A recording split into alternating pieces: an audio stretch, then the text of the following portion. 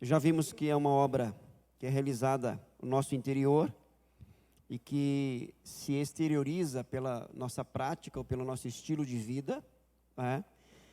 Também vimos que é uma obra da graça de Deus em nossas vidas, né? A ação do Espírito de Deus nos capacitando para tal. E começamos a ver na terça-feira passada algumas ferramentas que Deus usa para esse processo. Não é só oração, não é só leitura bíblica também. E o primeiro instrumento que nós vimos foi a cruz. Eu gostaria de voltar mais uma vez e, na verdade, partir daqui. Esse é o primeiro instrumento que Deus usa para esse processo de transformação, de aperfeiçoamento, pela obra do Espírito de Deus em nós. Então, abra comigo a sua Bíblia no Evangelho de Mateus, capítulo 16, versículos de 24 a 28. Ferramentas que Deus usa para essa transformação. Evangelho de Mateus, capítulo 16, versículos de 24 a 28.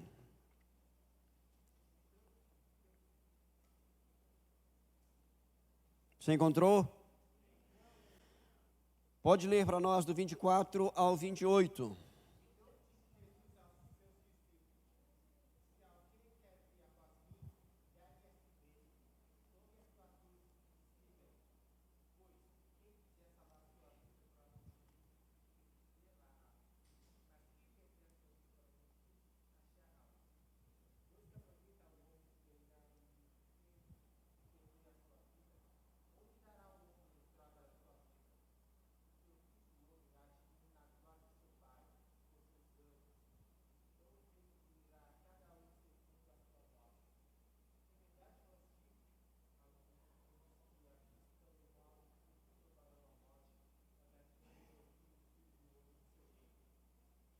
Ok, amém. Aqui na revista, na página 27, diz assim: a cruz é a ferramenta mais importante para a formação do nosso caráter, pois foi através dela que se abriu a porta da salvação. A cruz nos fala da libertação do poder do pecado, sendo a resposta de Deus para a transformação humana. É a maneira que Deus utiliza para nos libertar de nós mesmos. Tomar a cruz é seguir as pegadas de Cristo. É decisão de renúncia e de alinhamento à vontade de Deus. Precisamos andar na caminhada cristã, sempre com os olhos voltados para a cruz. Ela sempre comunicará vários princípios importantes para a verdadeira expressão do caráter de Cristo. Percebam que Jesus começa falando o seguinte: se alguém quer vir após mim, se alguém quer me seguir, se alguém tomar essa decisão. Isso significa que todo chamado para a salvação requer de nós uma resposta. É imprescindível nós entendermos que, biblicamente, a soberania divina trabalha juntamente com o arbítrio do homem. É uma decisão, é uma escolha. Capacitada assim pela graça, tem iniciativa em Deus, mas cada um de nós tem que responder. Então Jesus diz assim: se alguém quer ser meu discípulo, diferente de ser testemunha, porque antes de ser testemunha, ele nos chama para ser discípulo. E discípulo é o aluno, é aquele que se submete não somente à orientação do seu mestre, mas à própria pessoa do seu mestre. Quer dizer, no caso de Jesus, para ser discípulo dele, devemos nos submeter ao seu governo, à sua autoridade. Mas ele diz assim: se alguém quer vir, se você quiser vir, você quer ser meu discípulo, a primeira coisa então é negar-se a si mesmo. E negar-se a si mesmo é essa renúncia da minha própria vida, de eu viver a minha vida do meu jeito, da minha maneira, como eu quero. Irmãos, esta é a grande questão do Evangelho, dentre outras tantas. A partir do momento que eu decido, que eu respondo positivamente ao chamado de Cristo, eu não mais vou viver a minha vida do meu jeito, da minha maneira. Não há como eu ser discípulo de Jesus e viver do meu jeito, como eu acho que tenho que ser, como eu penso que tenho que ser. Não. Negar-se a si mesmo, dentre outras coisas, e a partir de agora eu vou viver segundo Cristo. Cristo é o meu Senhor.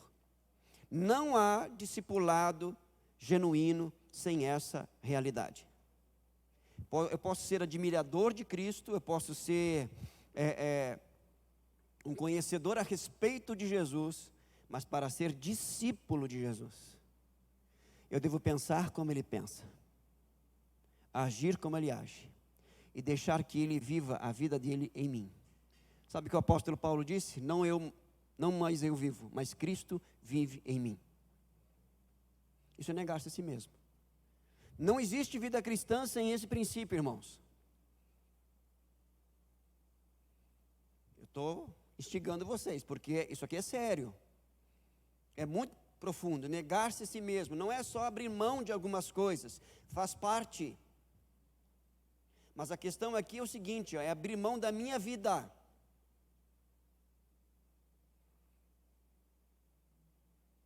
Não é só abrir mão de sonhos, porque faz parte também. É abrir mão da minha vida. Eu vou viver para Ele, por Ele e nele. Ele é o centro da minha vida. Isso é negar-se a si mesmo.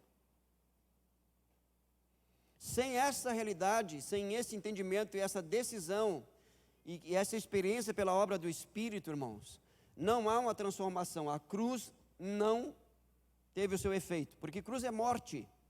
Cruz é instrumento de morte. Eu não morro só para o mundo e para o pecado, eu morro para mim mesmo. Não é mais a minha vontade, é a vontade dele. Aí ele diz assim, negue-se a si mesmo, tome a sua cruz. O que é tomar a cruz, senão o entendimento e a compreensão de que eu fui separado do pecado do mundo e de mim mesmo agora para Deus. Porque morte é separação. Eu morri. Eu morri para essa realidade do mundo, para o sistema, para essa mentalidade, para esse estilo de vida contrário a Cristo. Eu agora estou vivo para Deus. Estou separado. E o meu estilo de vida, a minha prática de vida, os meus relacionamentos, a maneira como eu vejo e estou agindo no mundo, deve revelar que eu morri, fui separado de tudo aquilo que me separava de Deus e agora eu vivo para Deus. E aí então ele vai dizer assim, negue-se a si mesmo, tome a sua cruz e siga-me.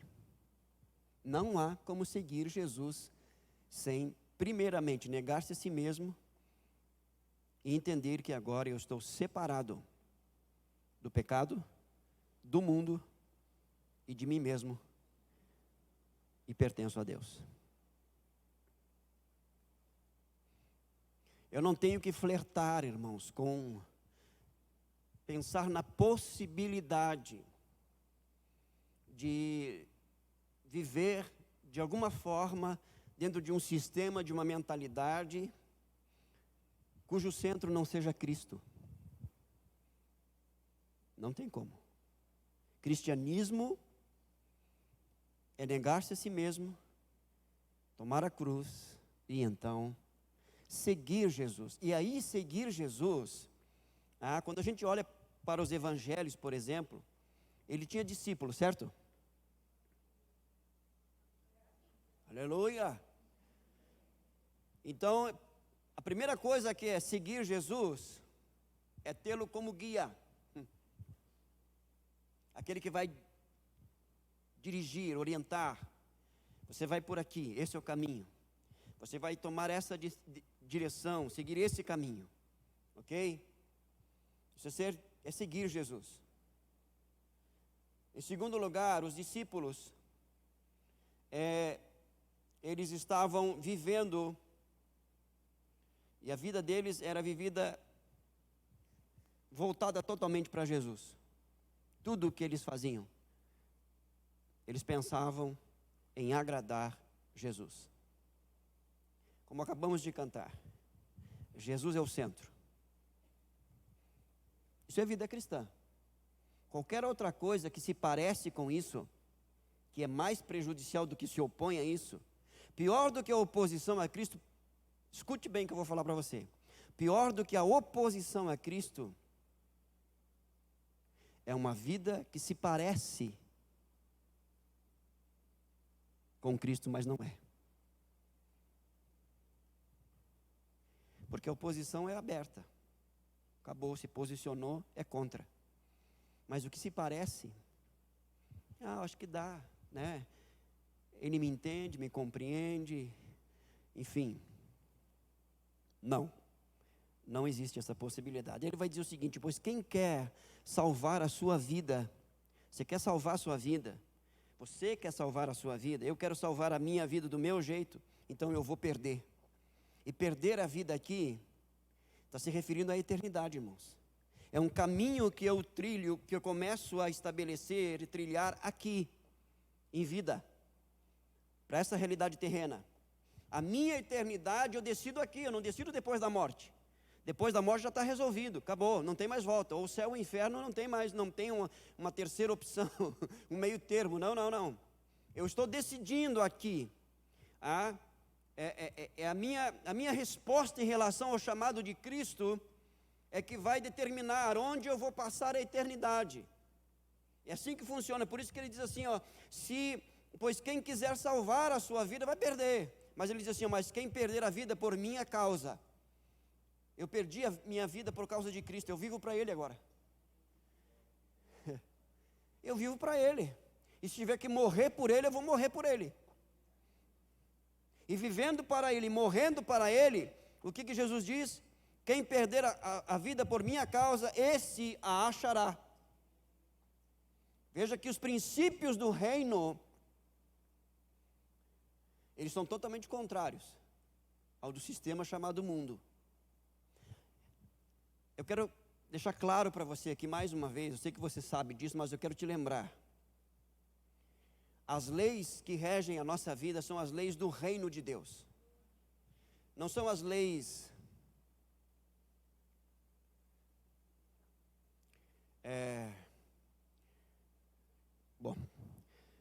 não são as leis do espiritismo, do satanismo, do budismo. Não, são as leis do reino de Deus. Pastor, mas eu vim de lá. Você vê, mas não é mais.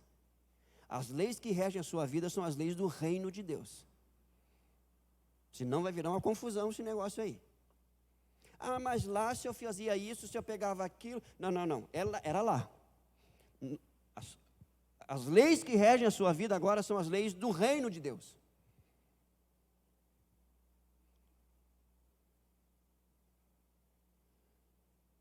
Você entende isso? Não vale mais para você aquelas coisas que valiam antes, que funcionavam e que dava certo. Se quiser, eu desenho para você, que não tem problema não. Está gravado lá, mas já foi, agora já é, mano. Não tem caminho sem volta. Mas lá eu tomava o chá, não sei das coisas. Acabou. Pode continuar tomando chá. Mas lá aquele chá era para... Não, era lá. Agora aqui não tem mais esse negócio. É reino de Deus. Você está entendendo? Traga isso para a sua experiência de vida. Escute que eu vou lhe dizer. Mesmo sendo cristão, se você flertar com essas leis, você vai ter problema. Porque o mundo espiritual, ele é regido por leis. E quando eu me submeto a essas leis, eu tenho as experiências que esse mundo me propõe. E por isso a confusão.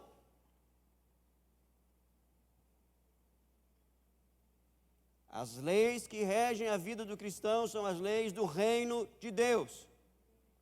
Aí você pode começar a estudar, a ler, meditar, Sermão do Monte, Mateus 5, 6 e 7. As leis do reino, está lá.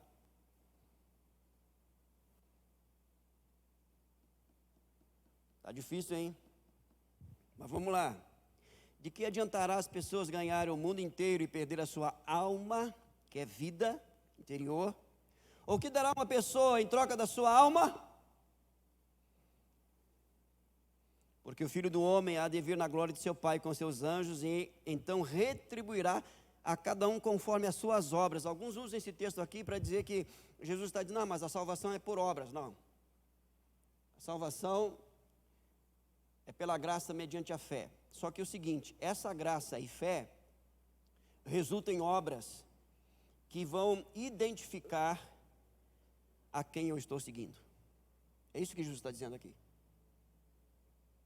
E por isso que ele vai retribuir a cada um, porque as obras, os feitos, as realizações, o que eu faço, é resultado de quem eu sigo.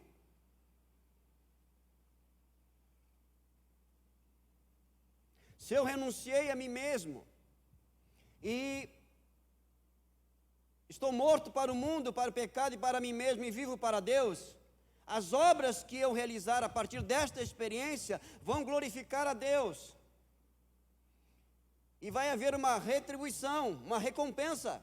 O contrário também é verdadeiro. Se eu vendia minha alma para Satanás, o diabo, e eu viver de acordo com esses princípios, eu vou também ter uma recompensa da parte do Senhor por ter decidido por isso. É isso que Jesus está falando. Porque as obras revelam a sua essência. Para quem eu estou fazendo, por que eu estou fazendo, e o resultado final é determinado por Cristo.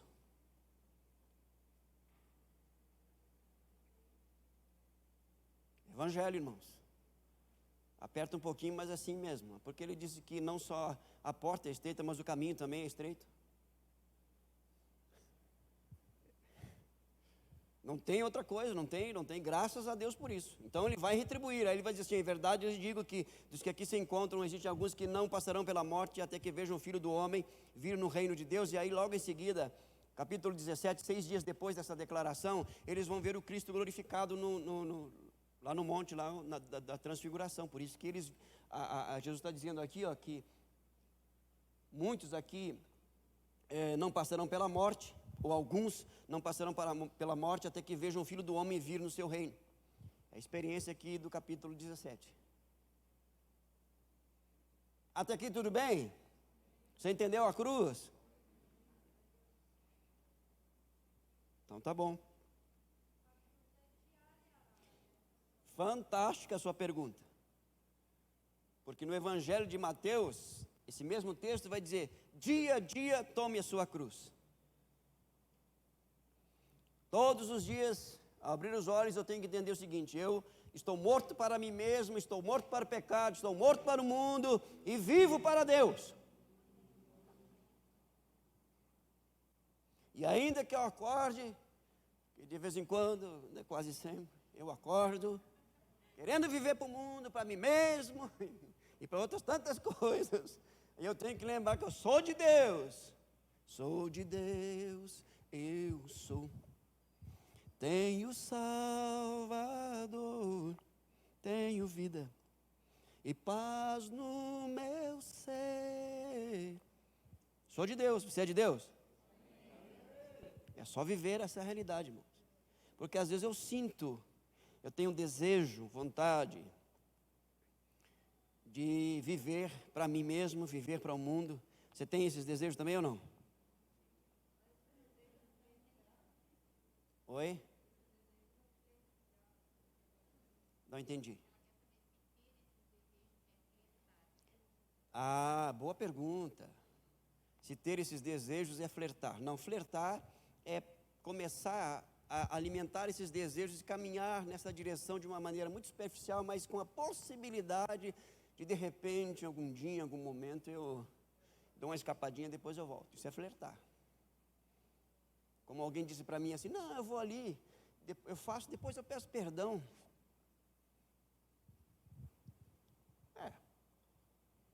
Você pode ir. Aliás, você não volta pedindo perdão porque você já está lá, né?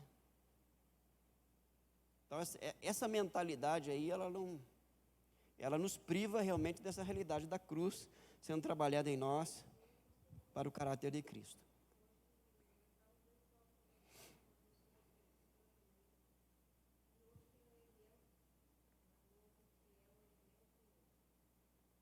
De música.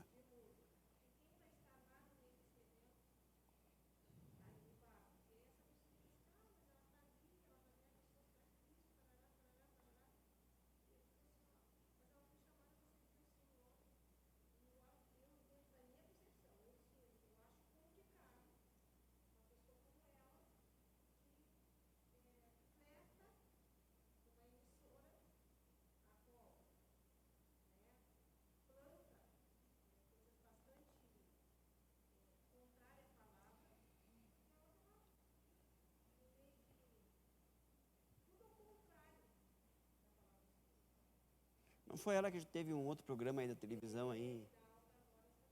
E deu problema, não deu? Que ela teve constrangido.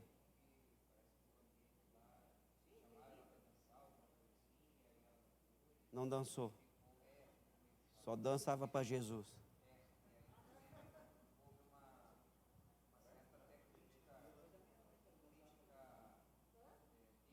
Deles.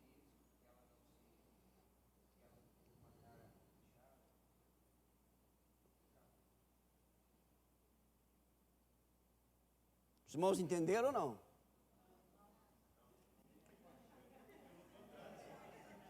Sim, ó, é o que foi colocado aqui. É hoje que tem esse negócio das músicas lá? O pessoal que assiste a Globo aí. Não, não assiste a Globo. Ah. Eu assisto, mas acho que é hoje ou amanhã. É hoje. Agora depois da escola bíblica. Tá? É um negócio de música que vai ter na Globo lá. E dentre os artistas está a Aline Barros. Ela vai cantar lá. E aí, logicamente, que isso já deu o que falar e tal. Os favoráveis, os contra, os neutros, os de Cristo. Todo mundo se separa aí. O que acontece? Alguns acham que ela deve estar lá porque vai dar testemunho, aquela coisa toda, né?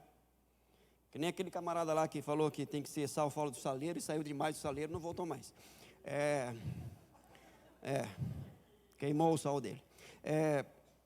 E outros acham que, na verdade, ela está se expondo de forma desnecessária, enfim, né, trazendo uma... O pessoal vai se posicionar, trazendo escândalo, aquela coisa toda. Bom, biblicamente falando, irmãos, tudo me é lícito, mas nem tudo me convém, ponto. Entendeu? Agora, por outro lado, deixa eu fazer uma observação minha pessoal, particular, entendeu?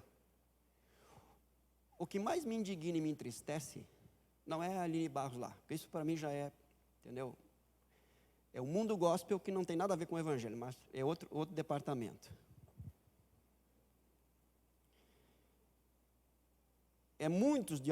Muitos dentre os evangélicos desse país ficar na frente da televisão não só para ouvir a Aline Barros, mas também para ouvir as outras músicas, curtir e achar uma benção.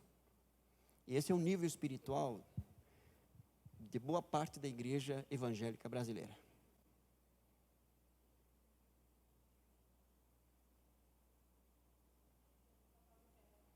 Porque essa é a realidade, infelizmente. E muitos ainda vão postar nas redes sociais que é uma bênção. Entendeu?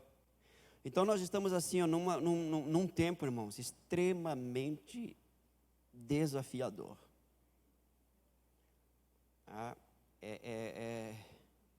É um chamado ao compromisso sério, tá, de realmente estar separado, estar totalmente... Alguém chegou para mim e disse, mas então Deus, ele está, como é que é? Ele é seletivo?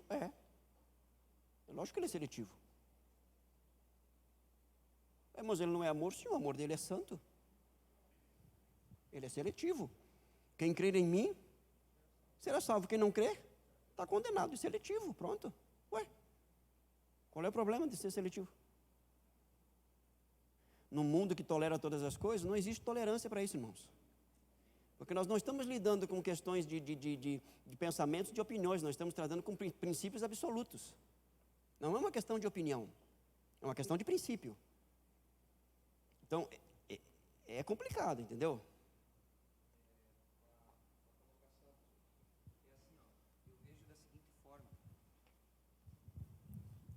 Eu vejo da seguinte forma, até essa situação aí, em relação a Aline Barros, mas não é só a Aline Barros, né? Na verdade, assim, irmãos, primeiro que esses louvadores, vou usar essa expressão, a maioria deles, né, eu digo a maioria porque não é a totalidade, alguns vieram do mundo, se converteram, já eram artistas, né? Outros estavam dentro das igrejas e foram galgando, crescendo, divulgando sua música, foram se tornando conhecidos e acabaram, talvez, num desejo, numa iniciativa de promoção da carreira, né? Alguns podem até pensar de evangelizar, né? Mas, bom, eu não vou entrar aqui no mérito de se era para evangelizar ou era para promoção da carreira, até porque essa é uma questão que vamos deixar para Deus julgar. Mas muitos deles acabaram entrando nesse meio.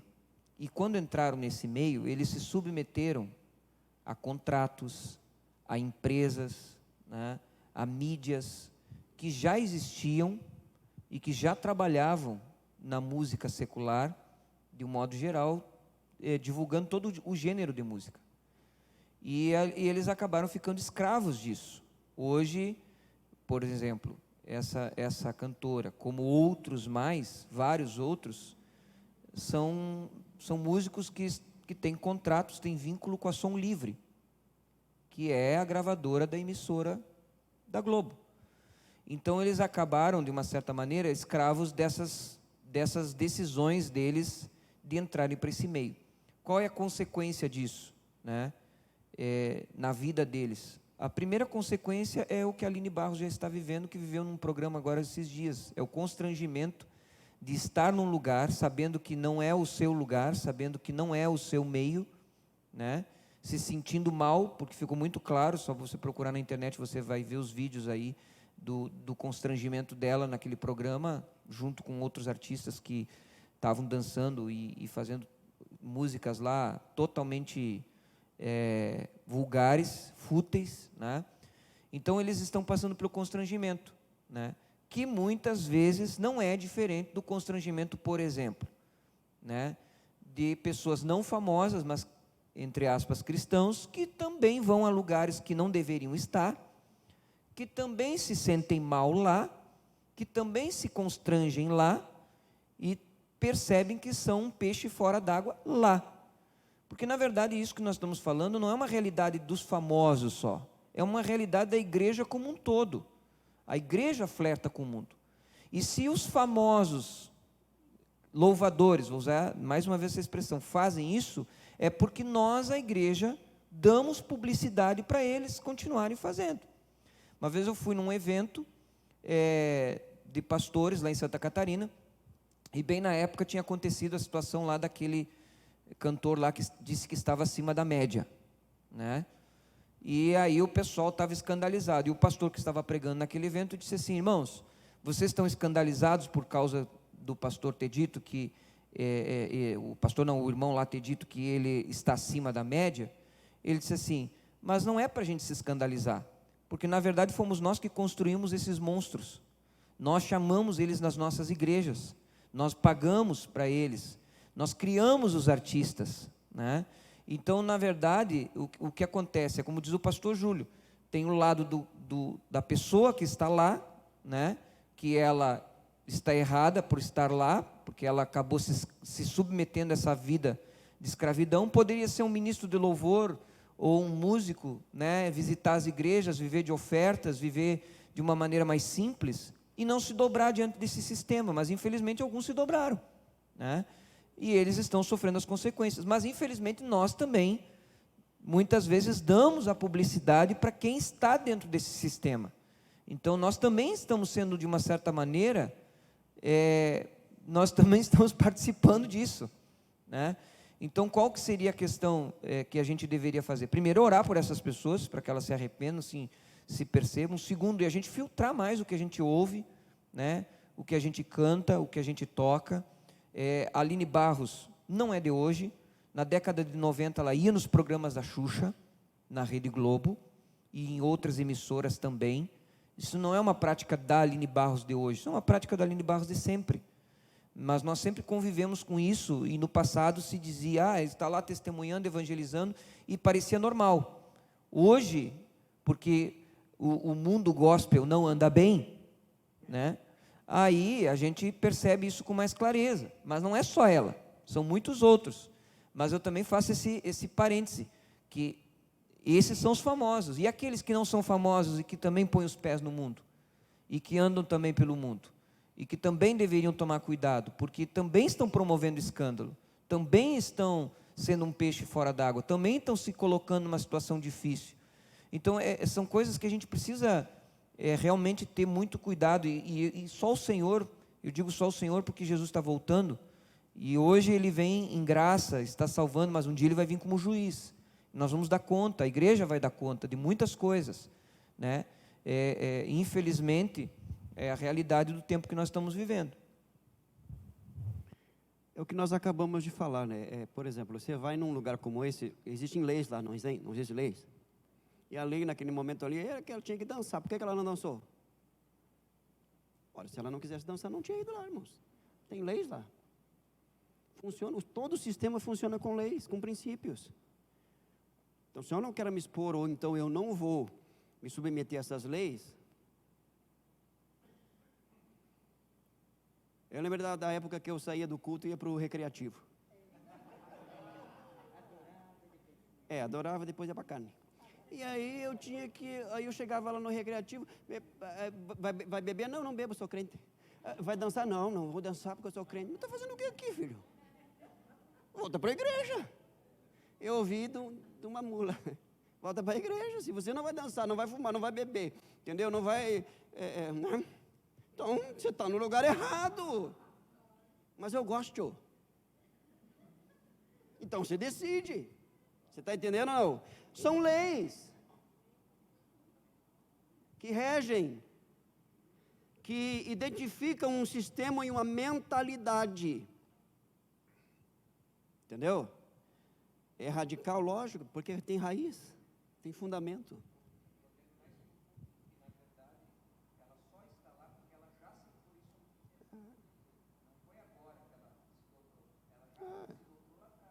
Sim, outros, lógico.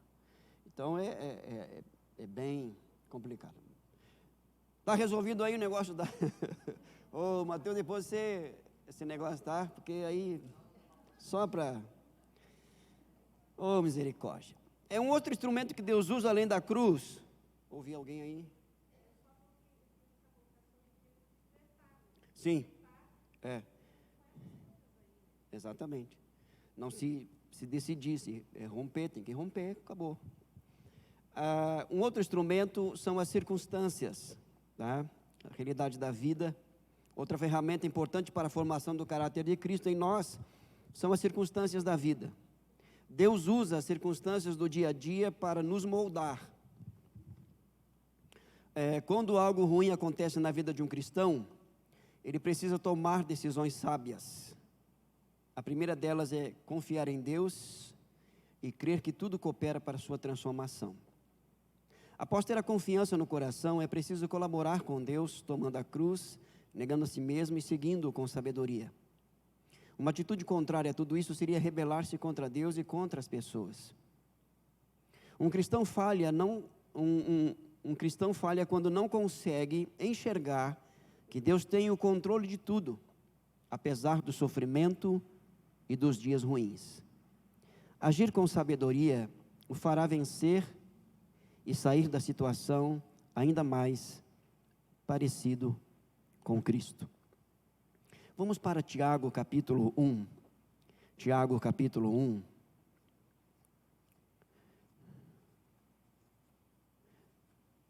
Carta de Tiago, capítulo 1, a partir, deixa eu ver aqui, do verso 2. Eu vou ler porque eu vou trabalhar aqui com os irmãos, eu preciso que os irmãos acompanhem, a gente vai expor um pouco mais essa questão.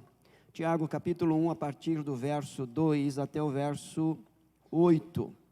Você vai ver que nesta palavra aqui, Tiago, ele usa a mesma palavra, mas com sentido diferente. É importante a gente atentar para isso. Tiago, capítulo 1, do verso 2 ao verso 8. Você encontrou aí? Meus irmãos, tenho por motivo de grande alegria o fato de passarem por várias provações. Em algumas traduções tem tentações. A palavra é a mesma. O sentido da palavra é o contexto que vai dizer. Até hoje eu e o pastor Felipe estavam conversando sobre isso. Tá? Quando você pega a Bíblia, tem o Antigo e o Novo Testamento, grego e hebraico. Você pega uma palavra, por exemplo, no grego, ela tem vários sentidos. Pega a palavra só, por exemplo, tentação. Você pega a palavra tentação, é provação, é adversidade, é incitamento ao pecado, tudo isso é tentação. Tá, mas qual que é o sentido? Mas então, por exemplo aqui, Tiago está falando, meus irmãos têm por motivo de grande alegria o fato de passarem por várias provações. Mas se provação significa também ser incitado, ele está dizendo que eu tenho que ter alegria por ser tentado, ser incitado ao pecado? Não fecha. Então, a palavra tentação ou provação aqui, ela tem outro sentido. Quem dá o sentido da palavra é o texto, é o contexto, o que vem sendo falado. Ok? Isso é muito importante porque o pessoal às vezes estuda grego e hebraico, mas não usa a hermenêutica no sentido de interpretação do texto. O que define o sentido da palavra não é a palavra em si, não é o sentido literal da palavra, é o contexto no qual ela está inserida. Se não vejamos, olha aqui, quer ver uma coisa? Verso 12, Tiago 1,12, bem-aventurado é aquele que suporta com perseverança a provação, porque depois de ter sido aprovado, se receberá a coroa da vida, no qual o Senhor prometeu aos que o amam. Olha o verso 13, ninguém ao ser tentado, a palavra tentado é a mesma provação. Ele poderia dizer assim, ninguém ao ser provado. Só que agora ele vai começar a falar do incitamento ao pecado. É a mesma palavra, só com sentido diferente. Quem está dando o sentido da palavra é o texto. Então do verso 2 ao 8, ele fala sobre a adversidade. Tentação aqui, provação, é adversidade, lutas, circunstâncias difíceis na vida. A partir do verso 13, a palavra provação aqui significa incitamento ao pecado. Ora, se do verso 2 ao verso 8 provação e adversidade, está testando a nossa fidelidade a Deus em meio a circunstâncias difíceis, ok? A nossa confiança em Deus, a nossa dependência em Deus diante das circunstâncias de adversidade e luta. Do verso 13 em diante, a palavra provação está falando da nossa fidelidade a Deus ao sermos tentados a pecar contra Ele, contra a sua palavra. Por isso, quem define o sentido é o texto. Amém? Verso 2, meus irmãos, têm por motivo de grande alegria o fato de passares por várias provações. Mas por que alegria? Essa alegria aqui não é alegria natural, logicamente, mas é a alegria do Senhor, é fruto do Espírito. E ele fala passar por várias provações. Primeira coisa que a gente já vê aqui, que fé, confiança em Deus, dependência de Deus, vida no Espírito, não nos isenta de dias maus, de adversidade, de luta.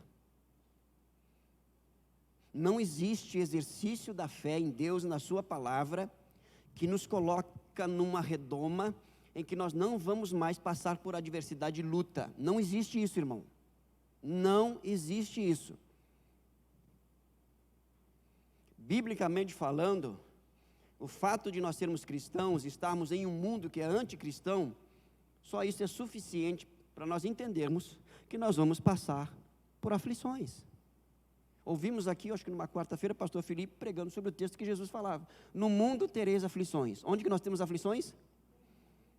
No mundo. Nós estamos no mundo, irmãos. Aqui nós vamos ter aflições. É só aflição? Não. Mas é também aflição. Ah, pastor, eu não quero mais aflição. Então, pede para Deus te levar. Porque no céu não tem aflição, irmão. Olha que maravilha. Mas aqui tem. Mas eu confio em Deus, tem mais ainda. Mas eu dependo de Deus, tem mais ainda. Porque Deus usa as circunstâncias para nos levar a amadurecer na nossa confiança e dependência dEle. Então, a primeira coisa, várias provações. Aí ele vai dizer o seguinte, sabendo, entendimento, compreensão, que a aprovação da fé, o que está sendo provado? Sua fé. Sabe que uma vez eu quase apanhei de um irmão? Porque também não sou eu só que tento bater, né? Mas às vezes eu quase apanho também. É um momento muito difícil, aquela coisa toda. E ele disse assim, pastor, por que eu estou passando por tudo isso? Me explica, me diz. E ele fez 3 vezes isso. Me explica por que eu estou passando por toda essa provação? Porque eu sou um homem de Deus. E eu disse, por uma única razão, irmão. Porque o irmão depositou a sua fé em Deus. A sua fé está sendo provada. Eu te dar na cara. É simples assim. Deus quer te levar para um outro nível de confiança e dependência nele. Não é o diabo, não. Até pode ser, porque Deus usa também quem Ele quer. Isso independe. Mas Deus está querendo que você cresça. Sua fé está sendo provada. Está sendo colocada aqui, lhe dada a oportunidade de crescer. Olha só. Sabendo que a aprovação da fé que vocês têm produz, olha só, vai produzir, não é em vão, não é simplesmente porque eu creio em Deus, está agora, então eu estou aqui, entregue ao sofrimento. Não. Produz perseverança. A palavra perseverança aqui, na verdade, é paciência em meio às circunstâncias. Isto é a capacidade de esperar esse tempo passar. A tormenta vai passar, o temporal vai passar, o dia difícil vai passar, o momento ruim vai passar, e eu estou esperando porque ele vai passar. Como que você sabe? Deus está no controle, vai passar.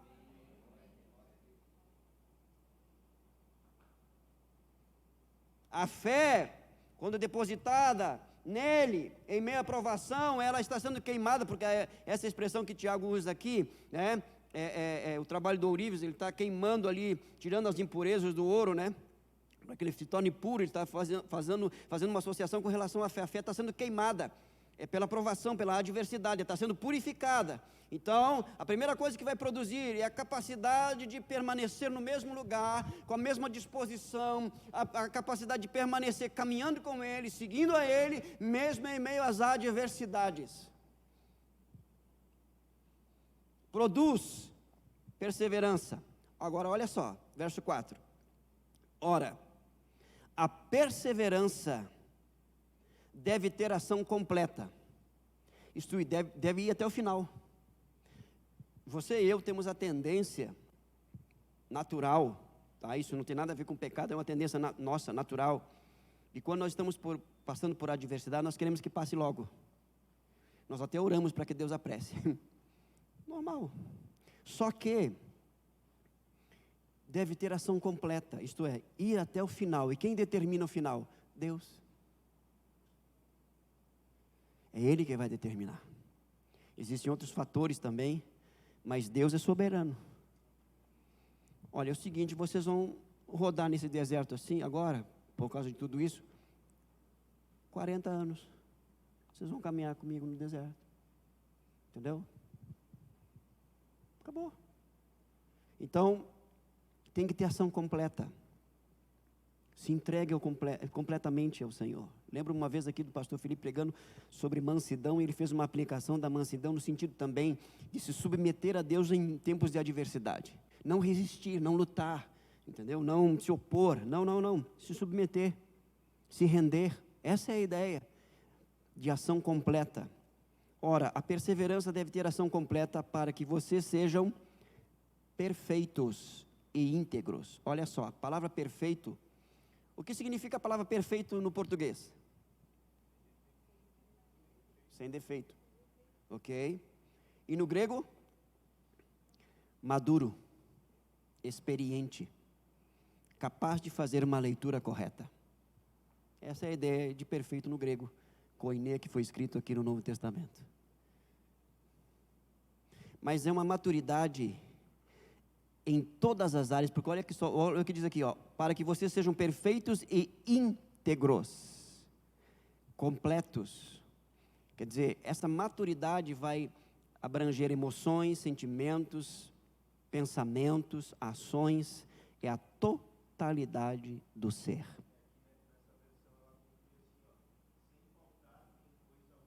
Exatamente, essa é a ideia. Então, todas as áreas estão sendo trabalhadas. Às vezes a gente pensa que é só uma área. Não, todas as áreas estão sendo trabalhadas. Todas elas estão sendo aperfeiçoadas, sem que lhes falte nada. Agora, olha só, verso 8. Se, porém, algum de vocês necessita de sabedoria, do que ele está falando? Ele está falando do que, irmãos? Os versículos anteriores estão falando de quê? Adversidade. Ele está falando de adversidade. Aí ele vai dizer assim, ó, se alguém necessita de sabedoria, sabedoria para quê? Para lidar com a adversidade. É como se Tiago estivesse dizendo o seguinte, olha, chegue diante de Deus e diga, Senhor, eu estou passando por uma adversidade, o Senhor está provando a minha fé, é um momento difícil, que eu quero que passe logo, eu te peço sabedoria. Sabedoria não é conhecimento.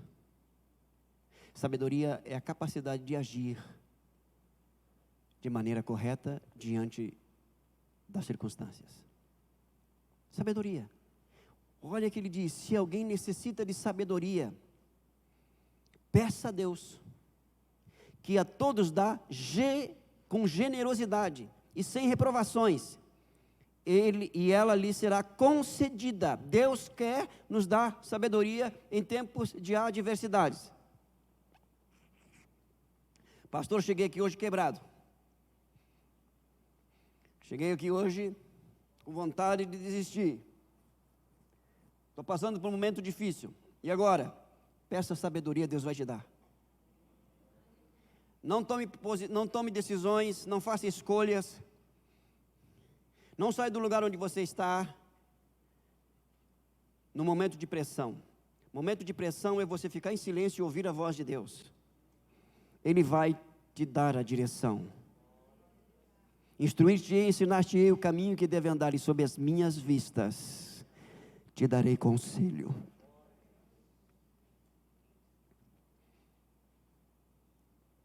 Peça, porém com fé, em nada duvidando. Pois o que duvida é semelhante à onda do mar, impelida e agitada pelo vento. Que uma pessoa dessas não pense que alcançará do Senhor alguma coisa, sendo indecisa e inconstante em todos os seus caminhos. Dúvida, indecisão e inconstância andam juntas. O que é duvidar? É ter mais de uma opção. Diante das adversidades, nós só temos uma opção: pedir sabedoria. Peça a Deus. Não duvide. Tá? Não seja inconstante, indeciso. Não, seja resolvido. Eu vou fazer o que o Senhor me orientar. Eu vou seguir a direção de Deus. Ah, mas fulano falou isso, Beltrano falou aquilo. Não, eu vou fazer o que Deus está me direcionando. O que Deus já colocou no meu espírito. Entenda uma coisa, escute isso. Você lembra da situação, da experiência de Jesus? Jesus foi batizado no Rio Jordão, lembra? No Evangelho de Mateus, lá no início. Tá? Mateus, capítulo 3, finalzinho do capítulo 3, início do capítulo 4.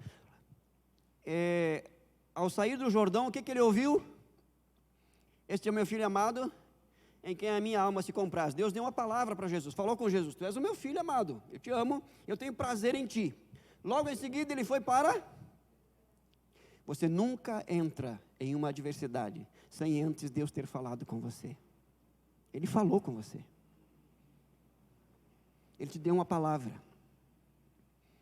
É que geralmente a gente não lembra porque na hora da adversidade, a tensão, a adrenalina, a pressão, aquela coisa toda, e a gente quer se livrar logo, e a gente não para, a gente não se retira, A gente não fica em silêncio para ouvir a voz de Deus, e Ele vai trazer a memória. Mas dias antes o Senhor falou comigo. Ele ministrou no meu coração. E esta é a palavra que vai me sustentar no tempo da adversidade. Deus fez assim com Jesus, que é o seu Filho amado, e que tem prazer nele. Você está em Cristo. Uma vez que você está em Cristo, você também é filho e é filha amada, e Deus tem prazer em você. Lembrando que Jesus não tinha feito nenhum milagre ainda, não tinha pregado nenhum sermão. Deus tem prazer nele por uma única razão. Qual? Ser filho. Você sabia que Deus tem prazer em você? Embora não acredita muito, né? Mas tem. Por uma única razão. Por você ser filho e filha dele. Não é pelo que você faz. É por quem você é. Ele tem prazer em você. Deus tem prazer em nós. É mesmo, pastor? Mas então, Deus, Ele não me conhece. Conhece. Como conhece. Mas se você é filho e filha, Ele tem prazer em você. Então, o Tiago está dizendo aqui, irmãos, que as adversidades, elas são enviadas, permitidas por Deus para o nosso crescimento. Isso vai trabalhar no nosso caráter. Cruz, circunstâncias. Tem um outro instrumento aqui, eu acho que ainda dá tempo. Nós temos mais 2 horas aqui. Então, deserto. Deserto. Uma outra forma que Deus usa para nos moldar é o deserto. Deserto nos lembra de dificuldades e sofrimento. É o lugar em que há escassez de opções e escolhas. Diferentemente dos problemas comuns do dia a dia, onde poderemos agir de alguma forma, no deserto conseguimos apenas meditar acerca da vida, seu valor, perdas e escolhas. O deserto lança luz sobre nossas atitudes, pois refletimos sobre como tem sido a nossa vida em relação a Deus e as pessoas à nossa volta. Não podemos cair no erro de pensar que Deus só permite desertos em caso de pecado. Deus permite o deserto para todos, para os que têm falhado e para os que têm andado à sombra da cruz. Ambos são transformados na imagem de Cristo, quando conseguem passar pelas tribulações com a sabedoria do alto. Vamos lá para 1 Coríntios. 1 Coríntios, capítulo 10. E eu vou ler também para você, porque é um texto um pouco mais longo, e eu vou explicando para você, porque é muito importante aqui essa palavra do apóstolo Paulo. 1 Coríntios capítulo 10, a partir do verso 1.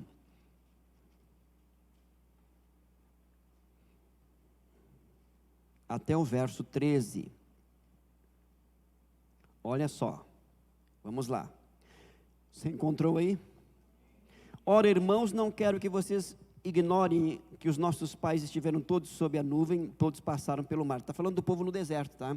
Que saiu do Egito, está caminhando no deserto rumo à terra prometida. E todos em Moisés foram batizados, tanto na nuvem como no mar. Tá? Quer dizer, eles seguiram a orientação de Deus através da vida de Moisés. Olha só, todos eles comeram do mesmo alimento espiritual e beberam da mesma bebida espiritual, porque bebiam de uma pedra espiritual que o seguia, e a pedra era Cristo. O que Paulo está dizendo aqui? Que todos eles tiveram experiências genuínas com Deus, de cuidado, provisão, proteção e direção, ok? É isso que Paulo está dizendo. Só que, da saída do Egito até a terra prometida, isto é, Egito, uma vida independente de Deus, terra prometida, novo céu, nova terra, existe um deserto, que tem que ser atravessado. E nós não atravessamos sozinhos, Deus está conosco. A nossa atitude em relação ao deserto vai determinar se será apenas uma provação ou um incitamento ao pecado. Escute, eu vou repetir isso para você.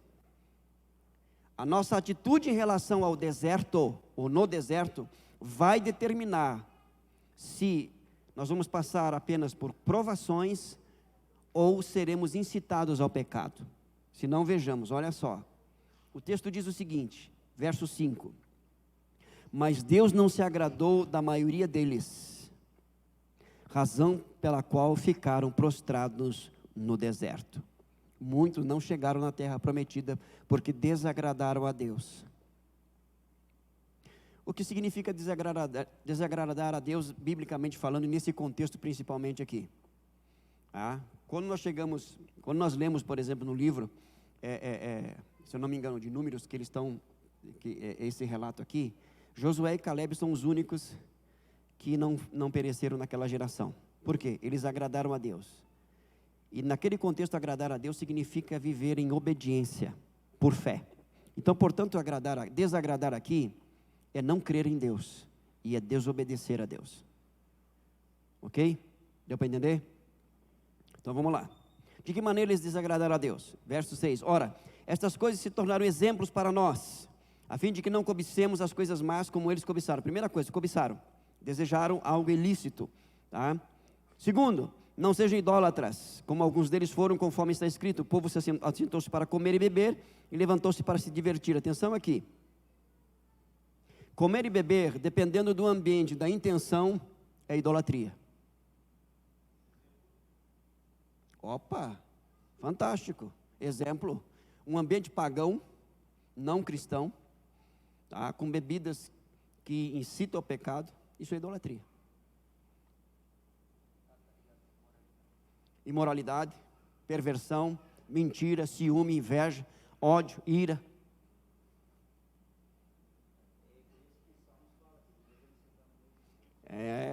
O pessoal pensa que a idolatria é só se prostrar diante de ídolo.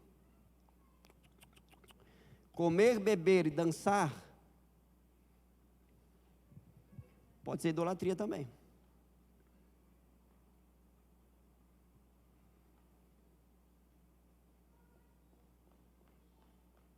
Está dançando para quem, irmão?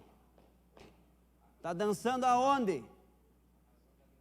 A razão da alegria, da diversão. Isso é ídolo. Mas é ídolo. O texto está dizendo que é ídolo. E meu tempo terminou. E eu não consegui terminar o texto, o raciocínio. Vai ter que ser para terça-feira que vem, se Jesus não voltar. Porque se ele voltar, a gente pergunta para ele lá. Então, fique com isso, o seguinte,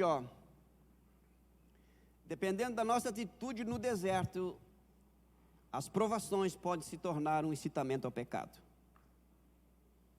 A gente volta nesse texto aqui, ok? Debaixo da orientação de Deus em tempo oportuno, nesse mesmo canal, nesse mesmo horário. Vamos orar?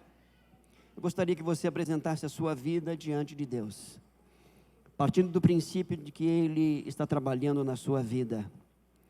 A Bíblia diz que aquele que começou a boa obra é fiel para completá-la até o dia do Senhor Jesus Cristo. Eu gostaria que você colocasse sua mão no seu coração e orasse pela sua vida, partindo desse princípio de que Deus está trabalhando, te transformando à semelhança de Cristo, usando a cruz, as circunstâncias, o deserto, e o propósito é um só: que você seja semelhante a Jesus, não por força nem por violência, mas pelo Espírito. Pai, Tu nos sondas e nos conheces,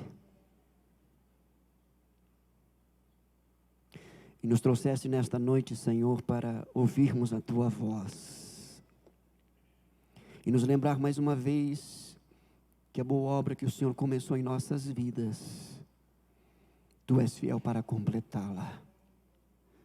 Não é por força, não é por violência, mas é pelo Teu Espírito.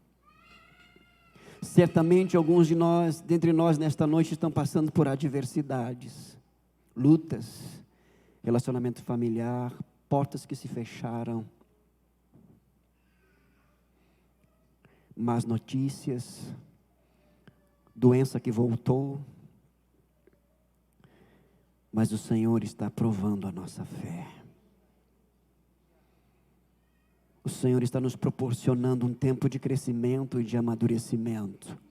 Nós te pedimos segundo a orientação da tua palavra. Se alguém necessita de sabedoria, Pai, nós necessitamos de sabedoria em meio às adversidades, em meio ao deserto.